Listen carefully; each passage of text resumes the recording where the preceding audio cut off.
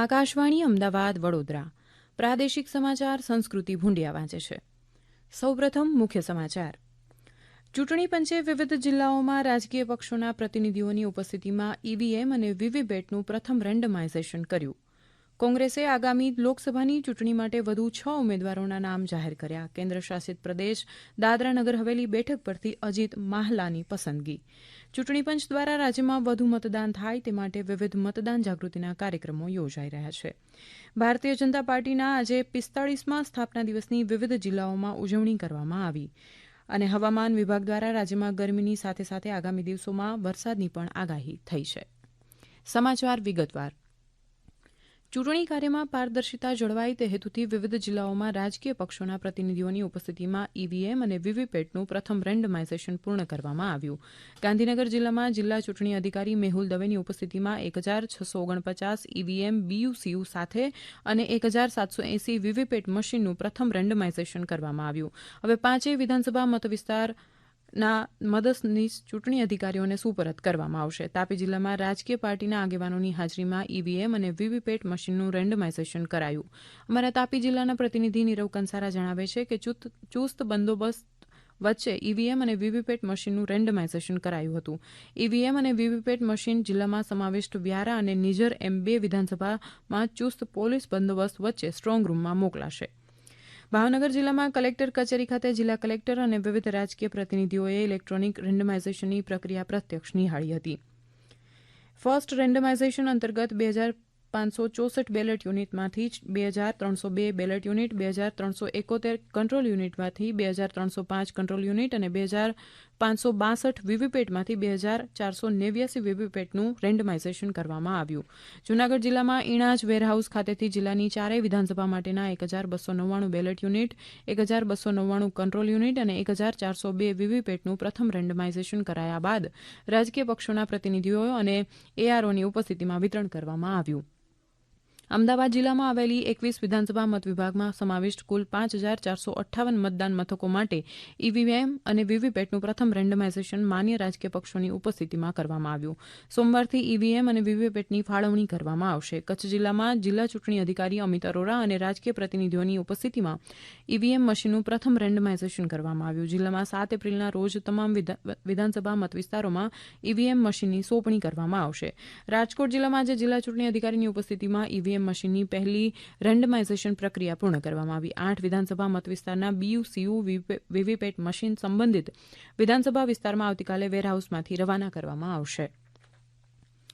કોંગ્રેસે આગામી લોકસભાની ચૂંટણી માટે વધુ 6 ઉમેદવારોની યાદી આજે જાહેર કરી છે, જેમાં કેન્દ્ર શાસિત પ્રદેશ દાદરા નગર હવેલી લોકસભા મતવિસ્તાર માટે અજીત રામજીભાઈ માહલાની પસંદગી કરવામાં આવી છે. આ ઉપરાંત ગોવાની 2, મધ્યપ્રદેશની 3 લોકસભા બેઠકોના ઉમેદવારોના નામ જાહેર કર્યા છે. કોંગ્રેસે ઉત્તર ગોવા મતવિસ્તારમાંથી રમાકાંત ખલાપ અને દક્ષિણ ગોવા મતવિસ્તારમાંથી કેપ્ટન વિરિયાતો ફર્નાન્ડીસને મેદાનમાં ઉતાર્યા છે. સત્યપાલસિંહ સિકરવાર મધ્યપ્રદેશના મોરેનાથી ચૂંટણી લડશે અને પ્રવીણ પથલ ગ્વાલિયર બેઠક પરથી ચૂંટણી લડશે. ચૂંટણી પંચ દ્વારા રાજ્યમાં વિવિધ મતદાન જાગૃતિના કાર્યક્રમનું આયોજન કરાઈ રહ્યું છે. ડાંગ જિલ્લામાં સેવા સદન ખાતે જિલ્લા ચૂંટણી અધિકારી મહેશ પટેલની ઉપસ્થિતિમાં મતદાન જાગૃતિ કાર્યક્રમ અંતર્ગત સેલ્ફી સ્ટેન્ડ અને સહી ઝુંબેશ સહિતના કાર્યક્રમનું આયોજન કરાયું. આ તકે મોટી સંખ્યામાં નાગરિકોએ મતદાન જાગૃતિના વિવિધ સૂત્રો ઉપર સહી કરીને અવશ્ય મતદાન કરવાની નેમ વ્યક્ત કરી હતી. ભરૂચ જિલ્લાના હિંગલોટ ખાતે તેમજ ઝઘડિયા તાલુકાના સરસાડ અને કાકલપોર ગામમાં સ્વીપ કાર્યક્રમ અંતર્ગત ચુનાવ પાઠશાલા કાર્યક્રમનું આયોજન કરવામાં આવ્યું. અમારા ભરૂચ જિલ્લાના પ્રતિનિધિ વાહિદ મશદી જણાવે છે કે આ કાર્યક્રમમાં ઉપસ્થિત મતદાતાઓ સાથે ગત ચૂંટણીના પુરુષ અને મહિલા મતદાતાઓના આંકડાઓ અંગે ચર્ચા કરવામાં આવી, તેમજ મહિલાઓના ઓછા મતદાન અંગે અને તેના નિવારણ અંગે ખાસ વિચાર વિમર્શ કરવામાં આવ્યો. તો સુરેન્દ્રનગર જિલ્લાના ચોટીલા તાલુકામાં 50% કરતાં ઓછું મતદાન તેમજ પુરુષ અને સ્ત્રી મતદારોના મતદાનમાં 10% કરતાં વધુ તફાવત રહેલો હોય તેવા તમામ મતદાન મથકો ઉપર ચુનાવ પાઠશાળા કાર્યક્રમ યોજવામાં આવ્યો. કચ્છ જિલ્લામાં સ્વીપ અંતર્ગત ભુજ, ગાંધીધામ, અંજાર, નખત્રાણા, માંડવી, રાપર સહિતના તમામ તાલુકા મથકો અને મોટા ગામોની શાળા કોલેજો દ્વારા મતદાન જાગૃતિ માટે ચૂંટણી થીમ આધારિત પોસ્ટર સ્પર્ધાનું આયોજન કરવામાં આવ્યું, જેમાં જિલ્લાની આશરે 150 કરતાં વધુ શાળા કોલેજોએ ભાગ લીધો હતો. પંચમહાલ જિલ્લામાં ગ્રામ્ય આંગણવાડી કેન્દ્રો ખાતે રંગોળી, પોસ્ટર તેમજ મહેંદી સ્પર્ધાઓનું આયોજન કરાયું અને આંગણવાડી બહેનોએ ઘરે ઘરે જઈ મતદાન કરવા પ્રતિજ્ઞા લેવડાવી. રાજકોટ જિલ્લામાં મતદારોને જાગૃત કરવા વિછિયા તાલુકાના ગામે જિલ્લા ચૂંટણી અધિકારી પ્રભવ જોશીના અધ્યક્ષસ્થાને ખાટલા બેઠક યોજવામાં આવી તો વિછિયા તાલુકાના છાસિયા ગામે ચુનાવી પાઠશાળા કાર્યક્રમનું આયોજન કરવામાં આવ્યું તો જિલ્લાના ઘેલા સોમનાથ મંદિર ખાતે મતદાનની અપીલ સાથે રોપાઓનું વિતરણ કરાયું.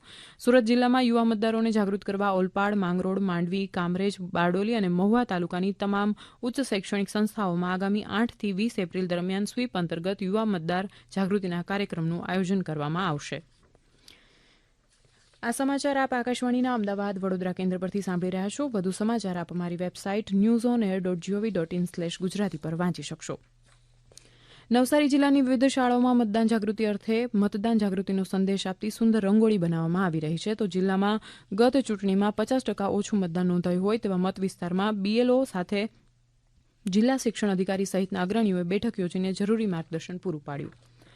મુખ્યમંત્રી ભૂપેન્દ્ર પટેલે આજે ભારતીય જનતા પાર્ટીના 45મા સ્થાપના દિવસ નિમિત્તે ગાંધીનગરમાં રિલાયન્સ ચોકડી ખાતે પંડિત દીનદયાળ ઉપાધ્યાયજીની પ્રતિમાને પુષ્પાંજલિ અર્પણ કરી હતી. તેમની સાથે ગાંધીનગર મહાનગરપાલિકાના મેયર હિતેશ મકવાણા સહિતના કાર્યકર્તાઓ ઉપસ્થિત રહ્યા હતા. દેવભૂમિ દ્વારકા જિલ્લાના મુખ્ય મથક ખંભાળિયા ખાતે આજે ભારતીય જનતા પાર્ટીના જિલ્લા કાર્યાલયનું ભાજપ અધ્યક્ષ CR પાટીલે લોકાર્પણ કર્યું હતું. અમારા દેવભૂમિ દ્વારકા જિલ્લાના પ્રતિનિધિ કરણ જોશી જણાવે છે કે જિલ્લા ભાજપ કાર્યાલય બિલ્ડિંગનું બાંધકામ વર્ષ 2022માં શરૂ કરવામાં આવ્યું હતું જેને શ્રી દ્વારકેશ કમલમ નામ આપવામાં આવ્યું છે. છોટાઉદેપુર જિલ્લામાં ભારતીય જનતા પાર્ટી સ્થાપના દિવસની બૂથ દીઠ ઉજવણી કરવામાં આવી. અમારા છોટાઉદેપુર જિલ્લાના પ્રતિનિધિ રાજેશ રાઠવા જણાવે છે કે સ્થાપના દિવસની ઉજવણી પ્રસંગે ભાજપ કાર્યાલય ખાતે જિલ્લા ભાજપ પ્રમુખ ઉપેન્દ્ર રાઠવાના હસ્તે ધ્વજવંદન કાર્યક્રમ યોજાયો હતો. આ પ્રસંગે ભારતીય જનતા પાર્ટીના સ્થાપના દિવસના ઇતિહાસની જાણકારી આપવામાં આવી હતી. જિલ્લાના 1089 જેટલા બૂથ દીઠ ઘરે ઘરે પાર્ટીના ધ્વજ સાથે પત્રિકાનું વિતરણ કરવામાં આવ્યું હતું. જિલ્લાના કોસિન્દ્રા ખાતે પાર્ટીના કાર્યકર્તાઓએ ગુરુકુલમાં અભ્યાસ કરતા વિદ્યાર્થીઓને ફૂડનું વિતરણ પણ કર્યું હતું. હવામાન વિભાગ દ્વારા રાજ્યમાં ગરમીની સાથે સાથે વરસાદની પણ આગાહી કરવામાં આવી છે. આ સાથે રાજ્યમાં પ્રી મોન્સૂન એક્ટિવિટીની શરૂઆત થશે. રાજ્યમાં આગામી 5 દિવસ દરમિયાન ગરમીનો પ્રકોપ રહેવાની સંભાવના છે ત્યારે આગામી 10મી અને 11મી એપ્રિલે રાજ્યના કેટલાક વિસ્તારોમાં છૂટો છવાયો વરસાદ થવાની સંભાવના વ્યક્ત કરાઈ છે. વેસ્ટર્ન ડિસ્ટર્બન્સ સર્જાતા અને પ્રી મોન્સૂન એક્ટિવિટીના કારણે વરસાદની સંભાવના છે. આગામી તારીખ 10 એપ્રિલે દાહોદ, છોટાઉદેપુર અને નર્મદામાં વરસાદની આગાહી કરવામાં આવી છે. 11 એપ્રિલે સાબરકાંઠા, બનાસકાંઠા, અરવલ્લી, મહીસાગર, દાહોદ, છોટાઉદેપુર અને નર્મદામાં વરસાદની શક્યતાઓ કરાઈ છે. 6 એપ્રિલ 1930ના દિવસે નવસારી જિલ્લા દાંડીના દરિયાકાંઠે ચપટી મીઠું ઉપાડીને રાષ્ટ્રપિતા મહાત્મા ગાંધીજીએ મીઠાનો કાયદો તોડવાનો જયઘોષ કરીને અંગ્રેજો સામેના આઝાદીના સંગ્રામમાં સવિનય કાનૂન ભંગ દિવસની ઉજવણી કરી હતી. સેફી વિલા સામેના કાંઠે જ તેમણે ચપટી મીઠું ઉપાડીને નમક કાનૂનનો સત્યાગ્રહ કર્યો હતો. ગાંધીજીએ વાંકા વળીને મીઠું ઉપાડ્યું એ સાથે જ ત્યારે ત્યાં ઉપસ્થિત સેંકડો લોકોએ ગગનભેદી હર્ષનાદ કર્યો. એ સમયે મીઠું હાથમાં લઈને ગાંધીજીએ ભવિષ્યવાણી ઉચ્ચારી હતી કે બ્રિટિશ સામ્રાજ્યની ઇમારતના પાયામાં હું આથી લૂણો લગાડું છું.